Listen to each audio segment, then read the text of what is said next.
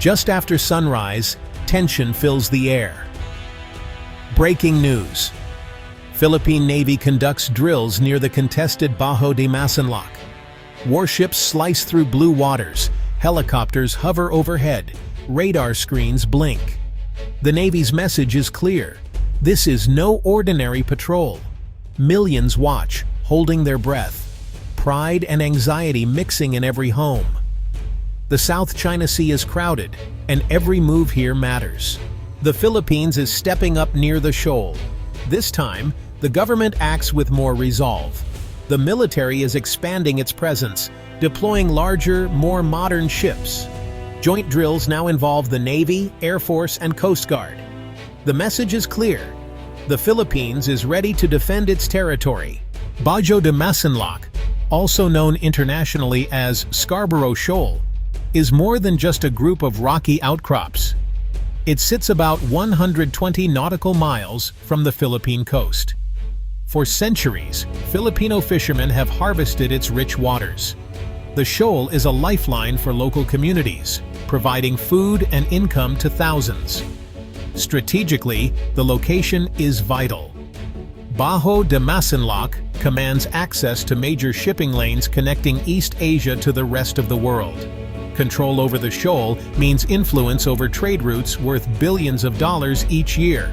It is a gateway, a point of entry and defense for the entire region. But there is more.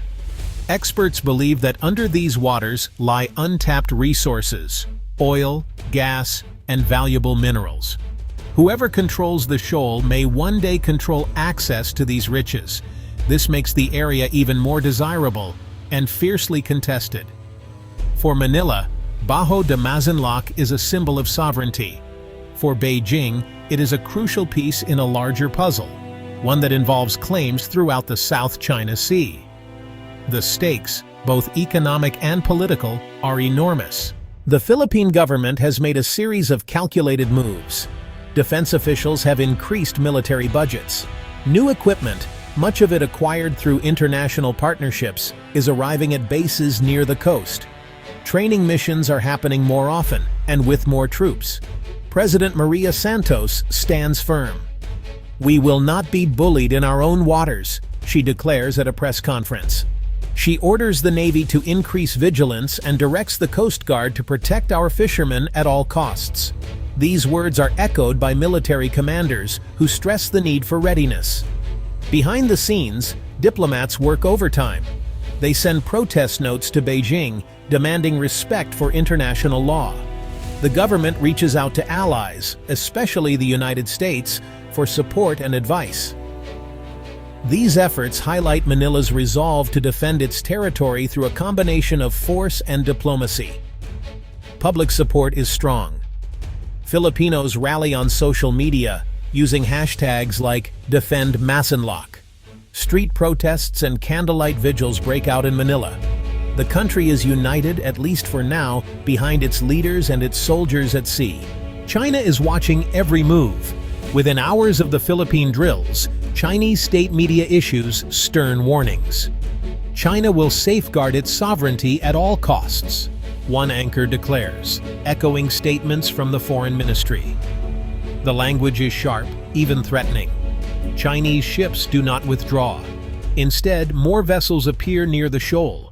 Some are Coast Guard cutters, white and imposing. Others are fishing boats, but experts say many are part of China's maritime militia. They maneuver close to Philippine ships, sometimes blocking their path or shining spotlights at night. The situation becomes tense. Both sides send up drones and surveillance planes. Radio exchanges crackle with warnings. At times, ships come dangerously close, just meters apart. The risk of a miscalculation, of an accident sparking a wider conflict, is real. China insists it has historical rights to the area, citing ancient maps and recent laws. The standoff grows more intense. The eyes of the world turn to these waters, waiting to see if confrontation will give way to negotiation, or something far worse. Philippine officials speak with one voice. "We will never surrender Bajo de Masinloc," says Defense Secretary Ramon de los Reyes. He stresses the importance of international law, especially the 2016 tribunal ruling that favored the Philippines. "Our sovereignty is not negotiable," he adds, his tone unwavering. China's ambassador in Manila, meanwhile, holds a press briefing. China seeks peace, he says, but will not tolerate provocations. He points to investments and trade between the two countries, warning that tension could hurt both economies. But behind the diplomatic language, the message is clear. China will not back down. The United States ambassador issues a statement too. She expresses deep concern about increased Chinese activity and supports the Philippine right to conduct drills in its own waters. Other regional leaders, from Japan to Australia, watch closely. Their reactions are measured but supportive of Manila. These official voices set the tone. They frame the conflict for their own people and for the international community. Each side seeks to rally support, both at home and abroad. In the small fishing villages of Zambales, the mood is anxious but determined.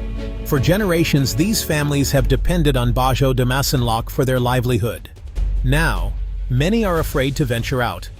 "The sea is our home," says Mang Juan, a fisherman with salt in his hair and worry in his eyes. "But now we see more ships, more patrols. It's dangerous." Community leaders organize meetings. They demand protection from the government. Some ask for Navy escorts to ensure fishermen's safety. Others call for more support, new boats, better weather radios, and above all, assurance that their way of life will survive. Children draw pictures of boats and fish, but sometimes also of warships and flags.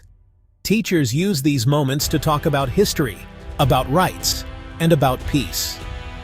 The conflict is personal for these families. It shapes their daily lives and their dreams for the future. Despite the risks, some refuse to be intimidated. "We will keep fishing," says Maria, a mother of 3. "This is our sea, our home." The conflict over Bajo de Masinloc is part of a much larger struggle. The South China Sea is a patchwork of claims. Vietnam, Malaysia, Brunei, and Taiwan also contest parts of these waters. Each country watches the Philippine drills with keen interest. Alliances are tested.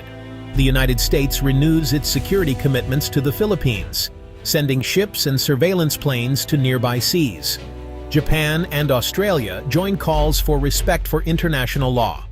Multilateral exercises, such as the annual Balikatan, grow bigger and more frequent. China, meanwhile, strengthens its own alliances. It holds joint drills with Russia and maintains a strong naval presence in the area. Beijing argues that outside powers, especially the United States, are interfering and making things worse. The region is a chessboard. Moves and countermoves play out every day. The danger of missteps and the hope for dialogue define the fragile balance of peace. The drills near Bajo de Masinloc are a turning point. They show that the Philippines is ready to defend its claims, even in the face of powerful opposition. But the risks remain high. Every encounter at sea is a test of resolve and restraint. Diplomacy will be crucial. Both Manila and Beijing face pressure from their own people, from neighboring countries, and from the wider world. Talks at the United Nations, in ASEAN, and in back channels will shape what happens next. For now, there is no easy solution. The local communities wait and hope. They want peace, but they also want justice. They rely on the sea and on their leaders to protect their future. The world watches, knowing that what happens here could set a precedent for other disputes. The waters around Bajo de Masinloc are rough and unpredictable. But one thing is clear: the struggle for these seas will shape the destiny of the region for years to come.